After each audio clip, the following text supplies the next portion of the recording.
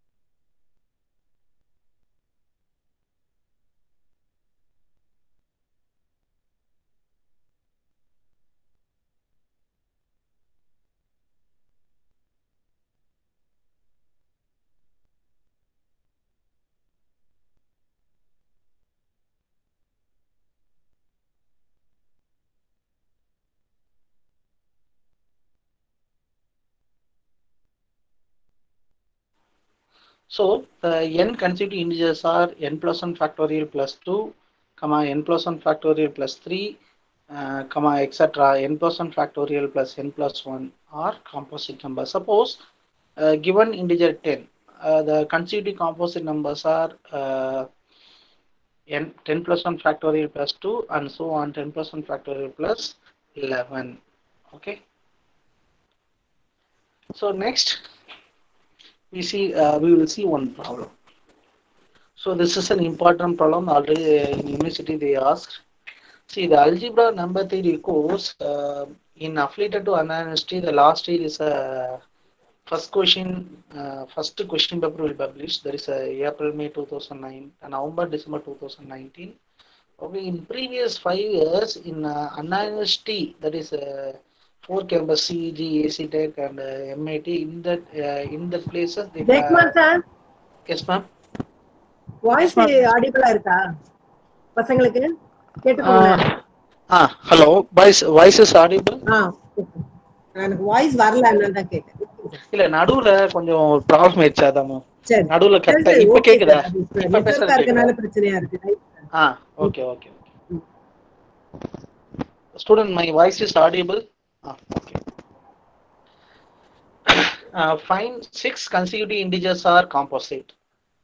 This is one of the important problem because in affiliated to Anna University we have only one question paper for algebra number theory. Before that in Anna University there are 5 times we have a question paper for algebra number theory. Okay. Okay. So out of those 5 question paper, this is an important problem. Okay. Okay. How do you find it? So what is the previous one remark? If you want to find n consecutive numbers, what is the formula? N plus 1 factorial plus 2, n with n plus 1 factorial plus n plus 1. Okay, now we are going to find 6 consecutive integers that are composite. That means here n equal to 6.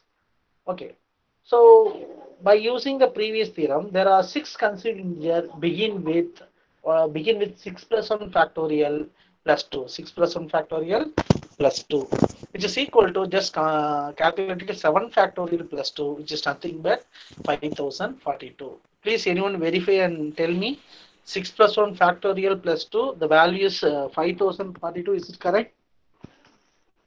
Please anyone check it and then answer me.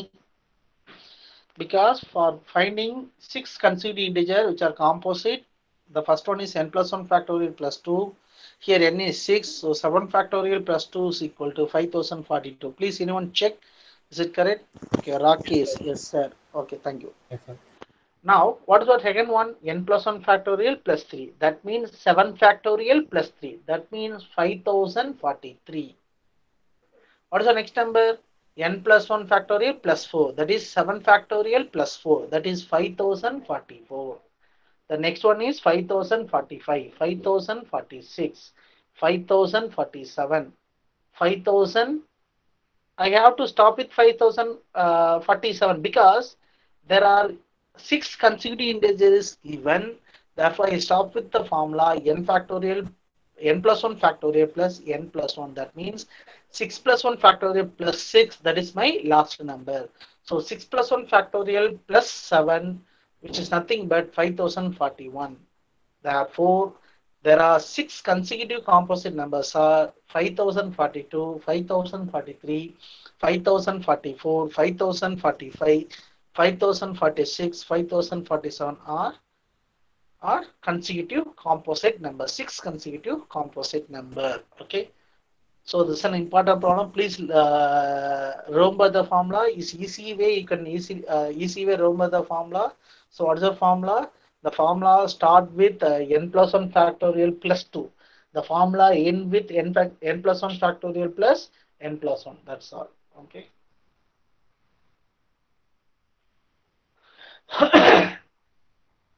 Next homework problem. Find n consecutive integers that are composites for each value of n. So for 7 you have to find 8, 9 and 10. So these are all homework problem. Okay, next one, then interesting topic, that is twin primes. What is the definition of twin primes? Definition: two primes that are differ by 2 are twin primes. If you take any two prime, the difference is 2 means the two numbers are called twin primes. Please, anyone answer me. Take two prime numbers, the difference should be 2. What are the prime numbers? 5 and 3. 5 and 3. Any other? Any other example? 7 and 5. Uh, that's all. Okay, these are all easiest one. So the examples 3 and 5, 5 and 7, 11 and 13, 17 and 19. These are all examples for twin primes. Okay. Then now we are going to see the proof of that lemma, what we learned in the first session. That is, every positive integer greater than or equal to 2 has a prime factor. For that, we are going to see, already you've seen this principle, that is there are two mathematical induction proof. One is a weak law of induction and strong law of induction, principle of strong law of induction. So weak law of induction already we studied, that is when n equal to 1, p of 1 is true. When n is k, p of k is true. We have to assume p of k is true. Then we have to prove n equal to k plus 1, p of k plus 1 is true. Then the given statement is true for all positive integers. Okay, what do you mean by strong induction principle? Principle of strong induction. Let me see the definition. The strong induction principle says that you can prove a statement of the form p of n for each positive integer n. Given statement is p of n. So base step is as usual. When n equal to 1, p of 1 is true. We have to prove when n equal to 1, p of 1 is true. The strong inductive step, that is, suppose k is a positive integer such that p of 1, p of 2 up to p of k are all true, all are true. That is, in previous case we can assume n equal to k is true, but here we assume that n less than or equal to k is true. That means p of 1, p of 2, p of 3 up to p of k all are true. Here we can assume p of 1, p of 1, p of 2, p of 3, etc. p of k all are true. Then we have to prove that p of k plus 1 is true. If we prove that p of k plus 1 is true, then p of n is true for each and every integer, every positive integer n. Okay, this is strong law of induction. So in weak law, n equal to 1 we have to prove, n equal to k we assume, we have to prove n equal to k plus 1. Here n equal to 1 we have to prove, n less than or equal to k we assume it is true, we have to prove n equal to k plus 1. That's all. So lemma, every integer n greater than or equal to has a prime factor. So we have to prove this lemma. For proving this lemma, just recall the experiment what I did, the stating the lemma. Before stating the lemma, what I did the experiment, just recall the experiment. It is easy for understanding the proof also. Okay.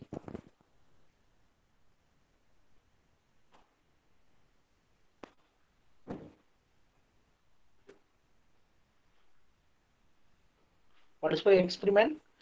Try to factorize the following number 2. The factor of 2 is 2, so don't bother about 1. The factor of 3 is 3 because 2 and 3 are prime. 4 is a composite, the factor is 2 into 2.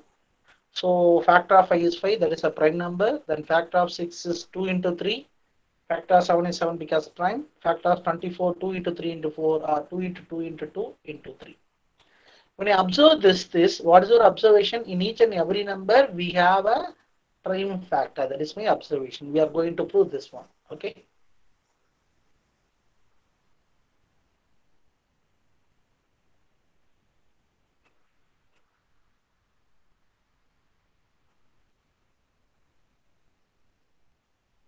Okay. Proof of the lemma. I'm going to prove the lemma by using strong law of induction. Strong law of induction. Okay. First, what is your strong law of induction mean? First, I have to define a statement. My statement P of n is every integer n greater than or equal to 2 has a prime factor. This is my statement. I have to prove this statement by using strong law of induction. Okay. Base step when n equal to 2. N equal to 2 means my integer is 2. Definitely 2 is a divisor of itself. So 2 has a prime factor 2. So clearly when n equal to 2, clearly the given statement is true since 2 is divisible by 2. What is the next statement?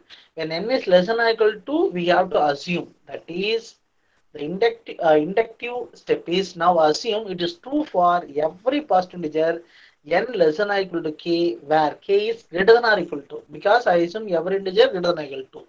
So now I assume the statement is true for every integer n which is less than or equal to k, where k is greater than or equal to 2.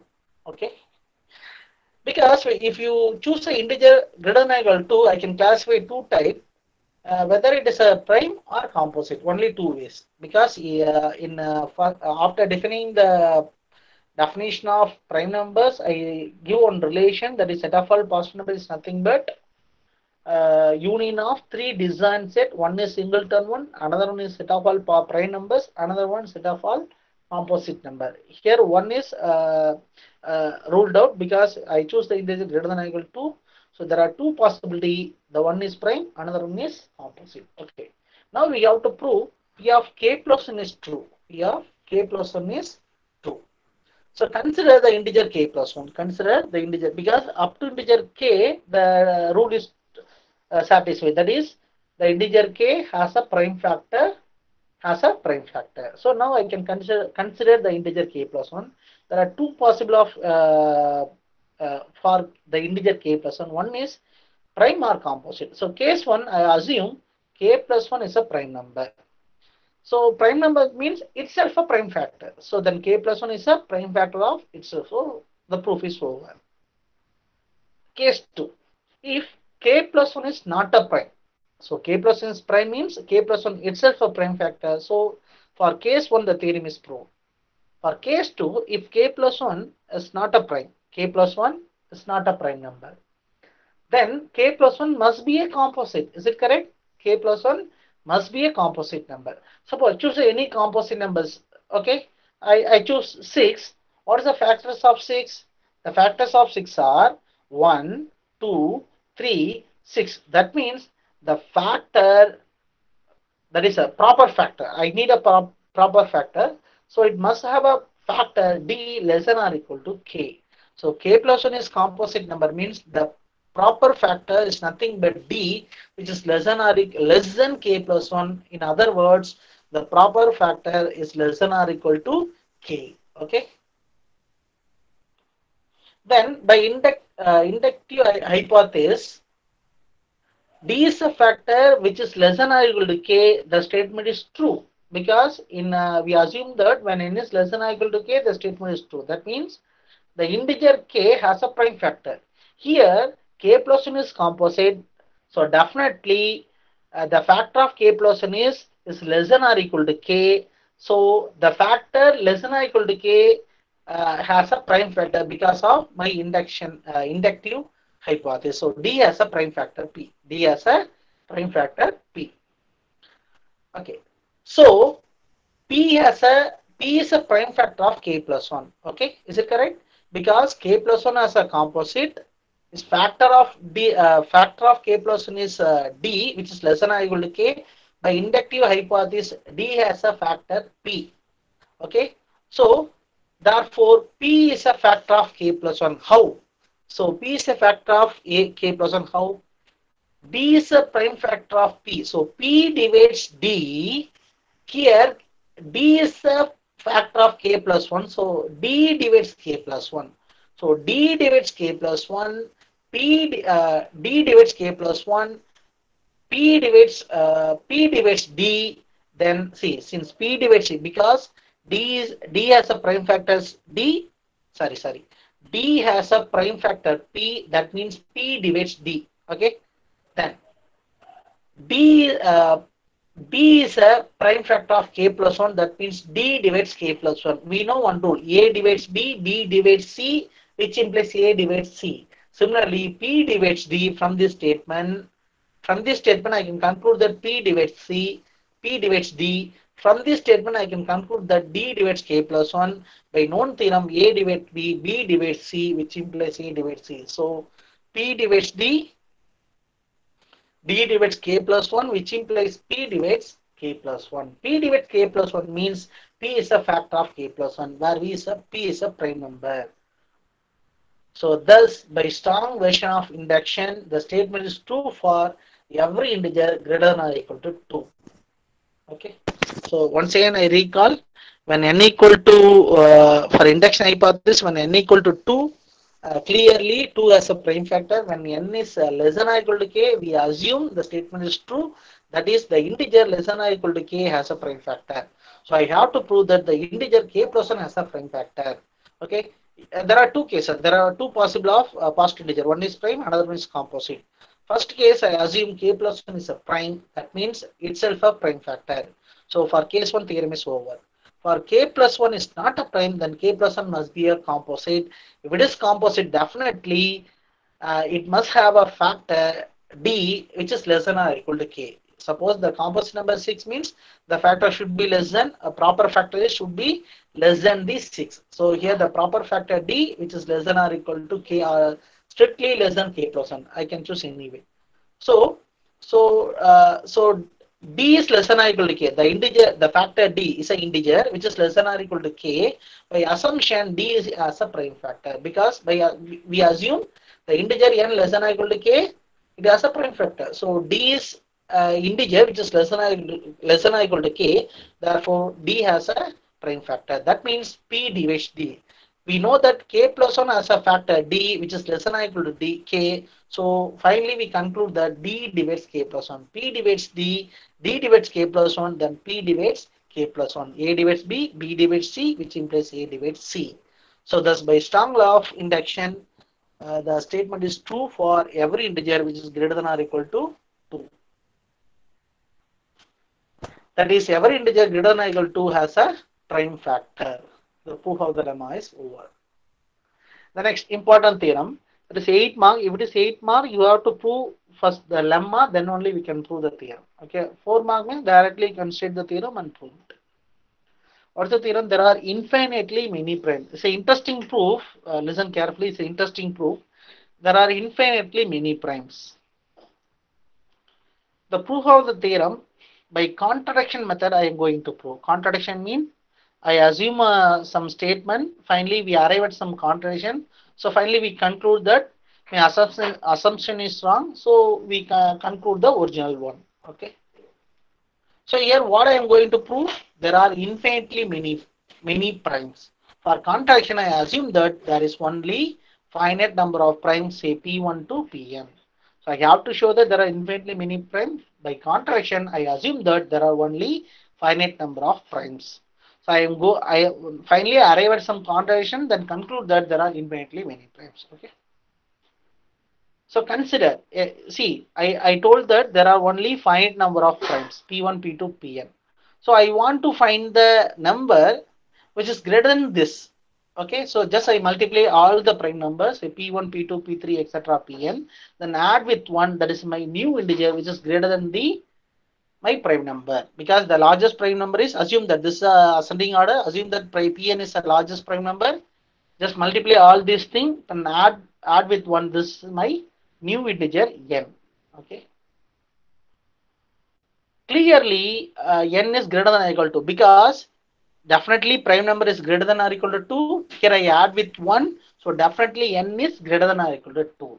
So clearly the n is greater than or equal to, by previous lemma, n is divisible by some prime p where I1 less than or equal to I less than or equal to n.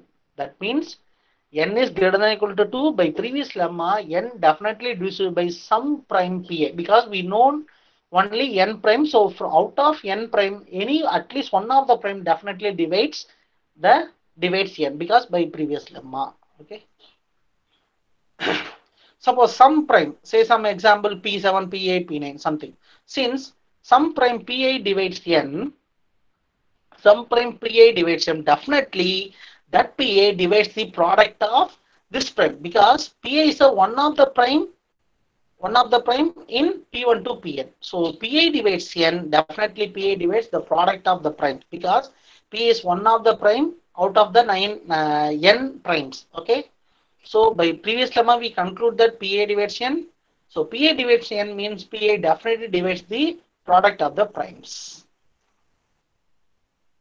So PA divides n, PA divides this product, definitely PA divides the difference between these two numbers. Okay.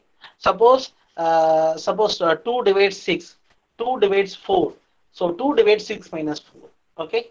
So definitely PA divides n minus 1, n minus P1, P2, etc. Pn. Okay. From this I can easily conclude that PA divides n minus P1, P2, etc. Pn. If Pi divides n minus P1, P2, etc. Pn, I can take it outside this. I can keep P1, P2, etc. Pn in the left hand side. So left hand side is n minus P1, P2, etc. Pn. So Pi divides the left hand side. Definitely Pi divides 1. Right? Pi divides the right hand side. That is, by theorem, Pi divides 1 because Pi divides the left hand side n minus P1, P2, etc. Pn. Definitely Pi divides 1. By theorem. Okay. So which is impossible because P is a prime number. 1 is not a prime number. Definitely the minimum smallest prime number is 2. 2 cannot divide 1. So which is impossible.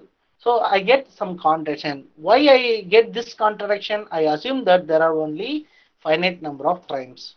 So thus our assumption is false. So there are infinitely many primes. Infinitely many primes. The proof is over. Once again I recall. So I have to prove there are infinitely many primes. For that, first I assume by contradiction method I am going to prove. First I assume that there are only finite primes. Say P1 to Pn, there are n primes. Now I can consider some integer, product of the prime plus 1. Okay. So definitely n is greater than the primes, this prime. Okay. So clearly n is greater than 2. How I said like that? Because n is nothing but product of prime plus 1. This is plus 1. This is definitely positive integer. Definitely n is greater than or equal to. So by previous lemma, n has a prime factor. We know only n prime. So definitely by previous theorem we have some Pi divides n. So Pi divides n means Pi divides the product also because we have some prime. We know only n prime. So definitely that one of the prime divides the product. This is in this product there is a number Pi. Okay, that is a prime Pi. So definitely Pi divides this product. So P divides this, Pi divides this, definitely Pi divides the difference. Pi divide the difference. So here when you see this equation, I can keep this in the left hand side. So n minus the product is equal to 1. So P divides the LHS, so definitely P divides RHS. This is not possible because the minimum prime number is 2, the least prime number is 2, 2 cannot divide 1, but we get 2 divides 1. So which is impossible. So this our assumption is false. So therefore there are infinitely many primes. Do you have any doubt? So can you explain the last part, sir? See, here we define P divides n, Pi divides P1, P2, etc. Pn because out of n prime, P is the one of the prime. So definitely Pi divides the product of n primes. Pi divides n, Pi divides the product. Definitely Pi divides the difference because n is greater than the product. So definitely Pi divides n minus P1, P2, etc. Pn. So observe this. I can keep this in the left hand side. The left hand side is nothing but n minus P1, P2, etc. Pn. So PA divided the left hand side, definitely PA divided the right hand side. What's the right hand side? Right hand side is 1. So I conclude that PA divides 1. Okay, which is impossible because my least prime number is 2. So 2 cannot divide 1. So which is impossible. This is contradiction. Why I got this contradiction? My assumption is there are finitely many primes. So only I get this contradiction. So our assumption is false. Therefore, there are infinitely many primes. Okay, sir. Now clear? Yes, sir. Students, the last two classes note you didn't submit in the Google Classroom. Today I will make some assignment column. So I will give 2 days time, Saturday and Sunday. Before Monday, you have to work it out all my class notes as well as homework. Then take a photo and submit in the Google Classroom. So because these are all, you can get the some assessment mark. I will note it each and every one, how you got the marks. This mark will help you in the assessment mark. Okay. Okay. Next, we will see some small problems. Okay. Prove that 2 and 3 are only two constituent integers that are prime. So what I'm going, these are all simple 2 mark. By knowing the topic of prime and composite, we can easily prove simple problems. Okay. Now I am going to prove 2 and 3 are only two constituent integers that are prime. That means the two constituent integers which are prime that are only 2 and 3. There is no other possible prime numbers or possible consecutive integers. Okay. Only there are two consecutive integers which are prime that are 2 and 3. There is no other possible. I have to prove this. Okay. Proof. So constituent integer means clearly n into n plus 1 because I choose an integer n, the constituent integer nothing but differ by 1. So let I assume n and n plus 1 be any constituent integer that are prime. I assume that. Okay. I have to prove there exist only 2 and 3. Okay. So now I assume n and n plus 1 are any constituent integer that are prime. I have to show that n is 2, n plus 1 is 3. That is our aim. Since they are consecutive integers, one of them even. Definitely, two consecutive integer means one is odd, another one is even. Definitely, 100%. Do you accept? Consecutive integer means one of the number is odd, another one is even. Yes, sir. Okay. Suppose either n is an odd, n is an even. Either n plus 1 is odd, n plus 1 even. I don't know that. But okay. Now I assume n is even. First case, now I assume n is even. N is even means definitely 2 divides n. Is it correct? Any even number definitely divisible by 2. Okay. But n is a prime and divisible by 2 because here n is even. So we assume that n is a prime. Here we conclude that 2 divides n. So n being a prime and divisible by 2, a prime number which is divisible to the only possible 2. Yes. The only possible 2. So n equal to 2. N equal to the only possible of n value is 2. What about the another number? N plus 1. So 2 plus 1 is 3. The proof is over. Okay. Did you understand? It's a simple proof. See, the question you have to understand clear. There are two consecutive integers that are prime. The only possible 2 and 3. So first I assume n and n plus 1 are two consecutive integers that are prime. I assume that I am going to prove the n value is 2, n plus 1 value is 3. So two consecutive integer means one of them even should be even. So I assume n is even. You can assume n plus 1 also even. So the proof is little bit difficult. So n is even. Definitely it divisible by 2. So n is a prime which is divisible to what are the possible of n value? Only one possible, n equal to 2. If it is n equal to n plus 1 is definitely 3. The proof is over. This is a 2-mark problem.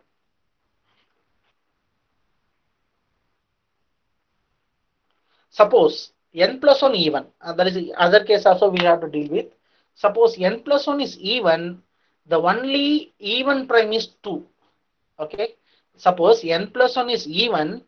Then the only even prime is 2. Okay. So only even prime is 2. So n is 1 which is contradiction.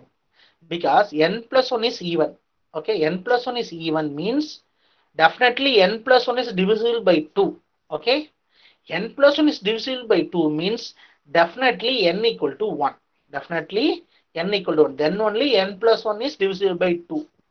N equal to 1 which is contradiction because I assume that n is n prime. 1 is neither prime nor composite.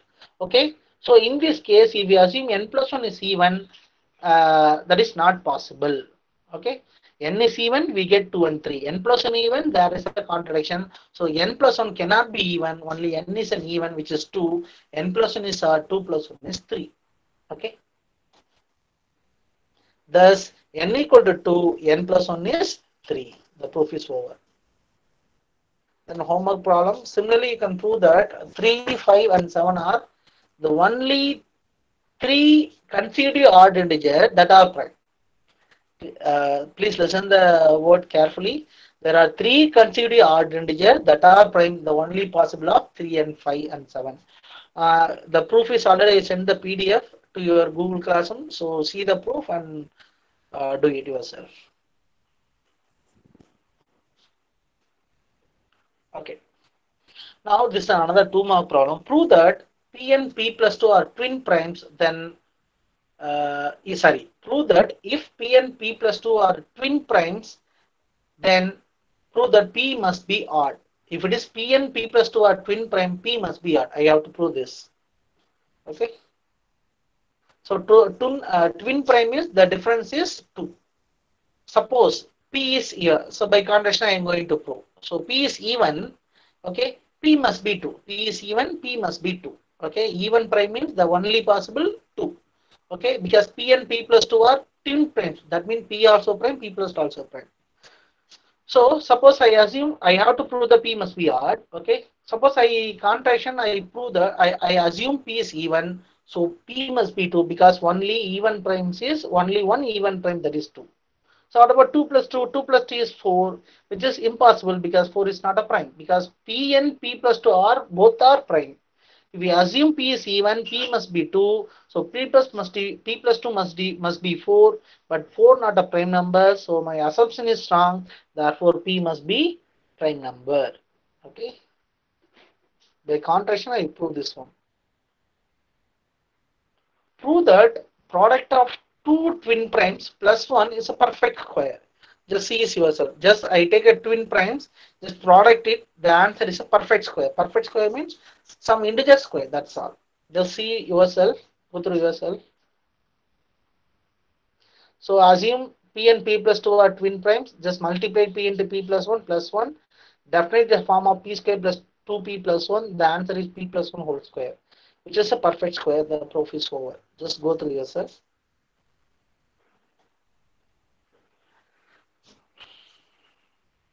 Okay, problem 4. This is another important 2-mark. The university, they asked as a 2-mark one. Prove that P and Q are prime such that P minus Q is 3, then P equal to 5. We know that, see, in each and every time I told you, suppose you want to solve one problem, what are the given factor, what we have to find, what are the needed things for that one. I oftenly says these 3 sentences. Okay, what is the given factor? P and Q that are prime, as well as the difference between P and Q 3. What we have to prove? P is 5. Okay, proof. So given that P minus Q is 3, which implies P equal to Q plus 3. Can I write it?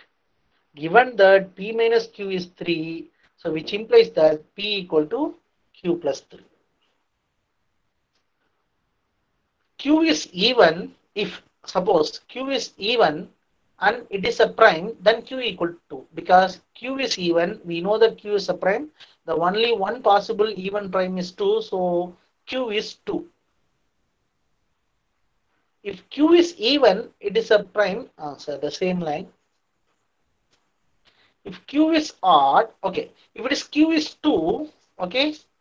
Q is 2, substitute here. 2 plus 3 equal to 5. P is 5. The problem is over. Okay.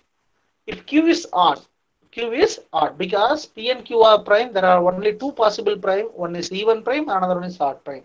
So Q is even, the problem is over. What about Q is odd? Q is odd, it is a prime, then only possible choice of Q equal to 3. So because the odd prime, the minimum odd prime is 3. Because I have to add Q with 3, the answer is 5. So my Q cannot be more than 5. Okay, my Q must be less than 5. So if you assume Q is odd, it is a prime, the only possible choice is 3. So then 3 plus 3 equal to 6, but we need P equal to 5. So this is contradiction. So Q cannot be odd. Okay, therefore Q is even, which implies Q equal to 2. Q is even, which implies Q equal to 2, which implies P equal to 5. Okay, because here they given you can take any 2 prime P and Q. So in general, I have to assume 2 primes whose difference is 3. The one of the prime number is pi. What are the possibility? So you have to check yourself, okay, where the prime number classified two type, even and odd. By using this, you can easily prove it. Problem 5. This is our last problem, okay. This is last problem of session prime and composite number. Find the smallest prime factors of 129. First, I have to find the factor of 129, then identify the prime factor, then identify which is the smallest prime factor. It's a huge process, but even though we know one theorem, by using the theorem easily we can find it. Recall the theorem. Every composite number n has a prime factor less than or equal to floor function of n root n. Okay, so I need a small prime factor. Definitely there is a prime factor. Okay, so here n equal to 129. So floor function of root 129 is nothing but 11. Therefore, the number of prime which is less than or equal to 11 are 2, 3, 5, 7, 11. These are all the prime which is less than or equal to 11. Okay, now check it whether these primes are divides 129 or not. Okay, 2 does not divide 129. 3 divides 129. Obviously, 3 is the smallest prime factor of 129. Okay, so hence smallest prime factor of 129, which is 3. Okay, suppose, sir, what about suppose all the prime numbers, that is a 1, 2, 3, 5, 7, 11, all are not divisible 129. In that case, what I have to write it? In that case, that number is a prime number. So only prime factor is itself. That's all. Did you understand what I said? That is, it's enough. That is 2, 3, 5, 7, 11. Okay. By theorem, if it is a composite number, definitely there is a prime factor which is less than or equal to root n, floor function of root n. So the prime factor does not exist. It's a prime factor. Okay, such prime factor does not exist mean the given number is prime number. So smallest prime factor of prime number is itself. Okay, so apply the theorem. Find the primes less than or equal to 11. Okay, from the prime numbers, just one by one you got to verify. One by one, just check it. 2 divides 129, 3 divides 129 or not, 5 divides 129 or not, 7 divides 129 or not, 11 divides 129 or not. Check it. So suppose more than one prime number divides. So choose the smallest one. That is nothing but smallest prime factor of a given number. Here the smallest prime factor of a given number is 3. Homework. Find the smallest prime factor of 109. Okay. Okay. Now just a few minutes we can discuss. Do you have any doubt? Okay. Just I recall. State and prove the divisional curve. That is, you may get a 8 mark. Then in divides by using, we have some theorem with a 6 subdivision. One of the subdivision is a 4 mark or some 2 mark. After that, 8 mark one is there are infinitely many primes. That is a 8 mark theorem. Suppose they asked as a 4 mark, no need to prove the lemma. Otherwise, you have to prove the lemma. The another 4 mark problem is the number of prime which is less than or equal to given number. That is another 4 mark problem. Similarly, 2 marks, sometimes 4 marks. Find the 6 consecutive consecutive which are composite. So that is also problem. So today morning and there is first section and third section. I teach lot of problems. You have to work into all the problem as well as you have to work into all the homework problem. So before Monday, you have to copy all my class notes as well as solve the homework problem and take a photo and upload it in Google Classroom. I will upload this PDF PPD to your Google Classroom. Okay. Thank you. Now you can leave the session.